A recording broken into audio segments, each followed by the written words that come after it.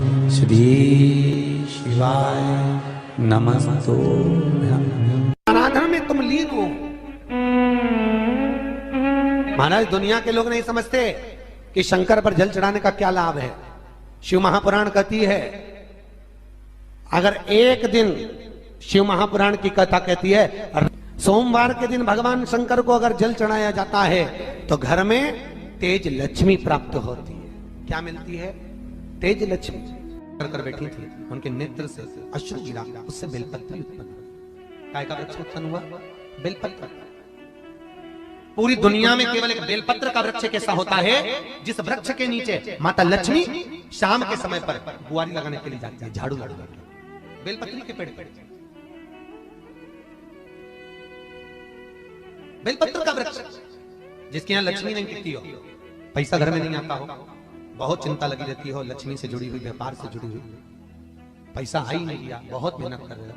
सोमवार की सोमवार 5 सोमवार बेलपत्री के पेड़ के नीचे एक घी का दिया लगाना चालू कर दीजिए। शाम के समय थोड़ी सी मिट्टी बेलपत्री के पेड़ के नीचे की उठा कर लिया, घर के अंदर लाकर इतनी सी मिट्टी लाकर पटक दीजिए। 5 सोमवार करके देखो, छठे सोमवार पे करने की जरूरत नहीं पड़ेगी, व्यापार अपने आप बढ़ना चालू हो जाएगा। लक्ष्मी शाम के समय पर प्रतिदिन बेलपत्र के पेड़ के नीचे बुआरी लगाना। शंकर भगवान की प्रियता बेलपत्र। पहले भी कथा में कहा, फिर कहते हैं, जिस व्यक्ति के जीवन में धन, संपदा, वैभव, सत्ता, लक्ष्मी की थोड़ी भी कमी दिखती हो, उसको बेलपत्री के वृक्ष का पूजन चालू कर देना चाहिए। जाओ सोमवार के दिन बेलपत्र वृक्ष के नीचे जल चढ़ाकर, जल का सिंचन कर कर, उसी बेलपत्र के नीचे शाम के समय पर संध्या काल में, प्रदोष काल में भगवान देवाधिदेव महादेव गौरी शंकर का स्मरण करो। बेलपत्र की जड़ की ओर, बेलपत्र की तना की ओर, बेलपत्र के वृक्ष की ओर तुम्हारा मुख हो। कोई आसन नहीं, कोई आसन नहीं, केवल बेलपत्र के वृक्ष की ओर तुम्हारा मुख हो। जहां बेलपत्री का वृक्ष है उसके नीचे बैठकर, उसकी छाया में, उसकी ओट में पंचाक्षर मंत्र नमः शिवाय, या फिर षडाक्षर मंत्र ओम नमः शिवाय, या फिर श्री शिवाय नमस्तुभ्यम का स्मरण कर कर अपने हृदय की बात गौरी शंकर से, महादेव से कहे। शिव महापुराण की कथा कहती है 7 दिनों में एक दिन सोमवार का ऐसा होता है जिस दिन 33 कोटि देवी देवता बेलपत्री के वृक्ष के नीचे बैठकर भगवान शंकर और पार्वती का स्मरण करते हैं और शिव पार्वती उनकी झोलियां खुशियों से भरते हैं। देवता भी जिनका भजन कर रहे हैं वो बेलपत्री के वृक्ष के नीचे। लक्ष्मी, मां लक्ष्मी भी बेलपत्र के वृक्ष के नीचे निरंतर विराजमान होती है।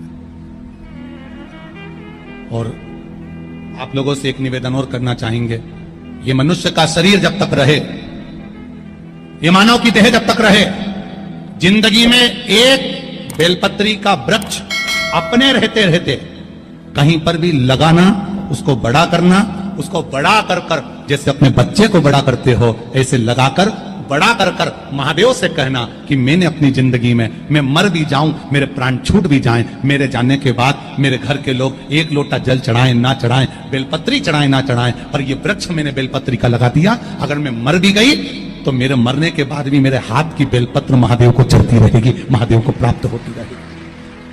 लगाओ एक बेलपत्री के पौधे को, छोटे से बड़ा करो, बड़े से बड़ा करो, बड़े से बड़ा करो, और बड़ा करने के बाद उसको कहीं तुम्हारी मर्जी पड़े जहां उस बेलपत्री के वृक्ष को लगाओ।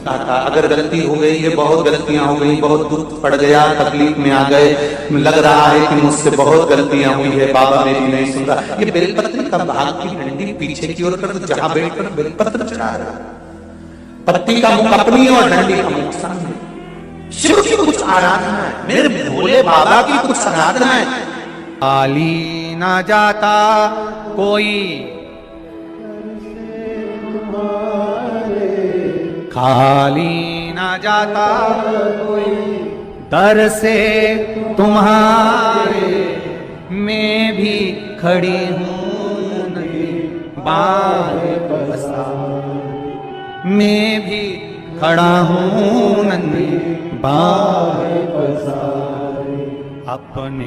बैसाख के महीने में तो आपको अगर शरीर में कहीं पथरी भी आ गई है ना, कहीं नेत्रों में अगर ज्योति कमजोर पड़ रही है, जाले पड़ने लगे, चश्मा बढ़ने लगा, रात को आंखों में जलन होने लगी, रात को नींद नहीं आ रही है, तो बैसाख के महीने में जो दुर्वा होती है, इस दुर्वा को तोड़ लाओ। जहां पर अशुक सुंदरी का स्थान होता है, जहां पर अशुक सुंदरी का जो स्थान होता है, उस अशुक सुंदरी के स्थान पर उस दुर्वा को रख दो। और कुंदकेश्वर महादेव का नाम है। कौन से महादेव का नाम लेना है? कुंदकेश्वर।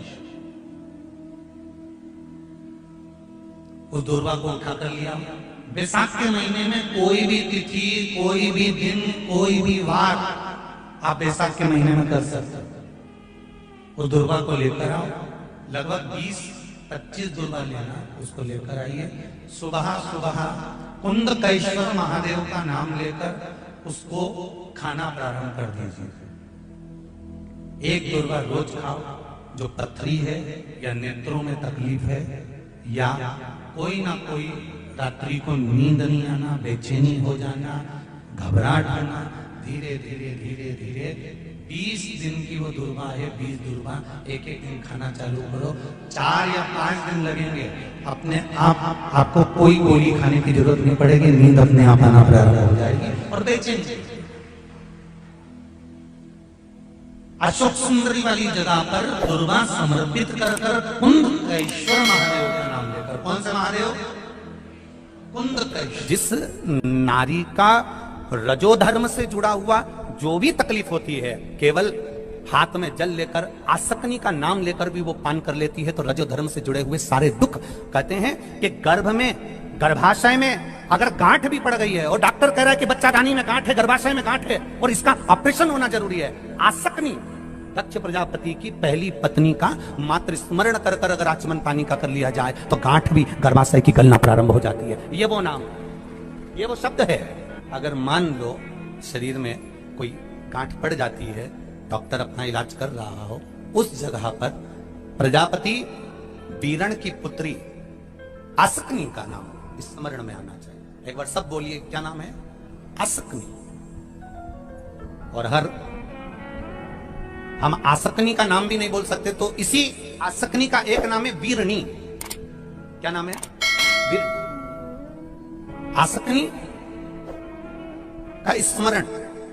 अगर गांठ भी गर्भाशय में है और डॉक्टर बोल रहा है कि ऑपरेशन है, कराना है, डॉक्टर साहब से कहना, साहब जल्दी तो नहीं है ना, 15 दिन का समय तो मिल सकता है या 10 दिन का समय तो मिल सकता है इसका ऑपरेशन कराने के लिए।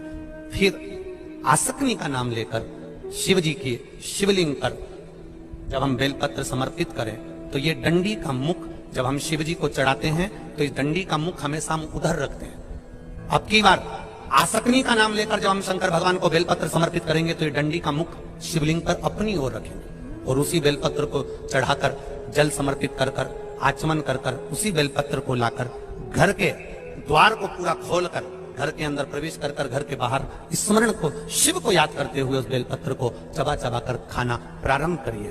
10 दिन मांगिए आप, ये 10 दिन के बाद मैं ऑपरेशन कराऊंगी, मना नहीं, पर एक बार मैं मेरे महादेव का नाम का स्मरण करना चाहती हूँ, एक बार शिव तत्व को जान। क्या नाम है? जम के बोलो, नाम बोलो फिर से। आसक्ति। इस नाम की मूलता का स्मरण करिए। वीरणी आसक्ति। जैसे गणेश जी की 2 सूंड होती है, एक राइट सूंड का गणेश, एक लेफ्ट सूंड का गणेश। कौन कौन सी सूंड का? राइट सूंड और लेफ्ट सूंड। राइट सूंड का गणेश घर में होना चाहिए और लेफ्ट सूंड का गणेश आपका कोई ऑफिस हो, जहां से आप अपना धंधा कर रहे हैं, नौकरी कर रहे हैं, सर्विस कर रहे हैं, काम कर रहे हैं, बिजनेस कर रहे हैं, या आप अपनी कोई भी कुर्सी के ऊपर बैठते हैं किसी कमरे में जाकर, उस कमरे के अंदर लेफ्ट सूंड का अगर गणेश होगा तो आपकी तरक्की को, आपकी उन्नति को दुनिया में कोई नहीं रोक सकता। और अगर जिस स्थान पर बैठकर आप बिजनेस कर रहे हैं, कमा रहे हैं, उस स्थान पर अगर राइट सूंड का गणेश होगा तो आपकी तरक्की नहीं, वहां लेफ्ट सूंड का गणेश होना चाहिए। और घर में जम के बोलो, राइट सूंड का गणेश। खाली ना जाता कोई,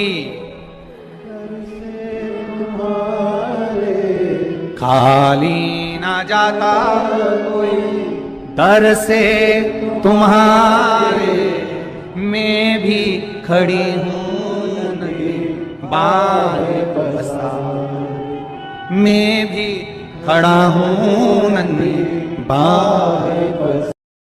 आपका कोई काम अटक रहा है, कोई काम नहीं हो रहा, बहुत परेशान हो गए, बहुत थक गए उस काम के लिए, सबके हाथ भी जोड़ लिए, सबके पास होकर आ गए, पर वो काम बढ़ ही नहीं रहा, तो निवेदन करते हैं घी के दिए में काली तिल डालकर सोमवार के दिन शंकर जी के मंदिर के सामने तुम रुका जी का नाम लेकर दिया लगाकर, जिस काम को तुमने दुनिया के आगे कहकर देख लिया, कर कर देख लिया, नहीं हुआ, उस कार्य को एक बार दिया लगाकर निवेदन कर कर फिर जाकर देखना, काम आगे बढ़कर ही रहेगा। छूटे